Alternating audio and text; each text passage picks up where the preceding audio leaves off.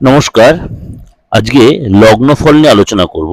আজ হচ্ছে 15ই মার্চ 2025, শনিবার। সারাটা দিন কেমন যাবে?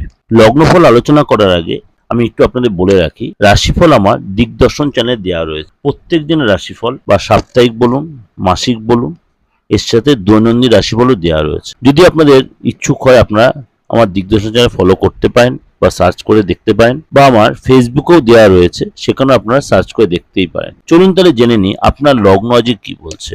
কর্কট লগ্ন, আপনার শরীর স্বাস্থ্য আগের চেয়ে অনেকটাই ভালো থাকবে।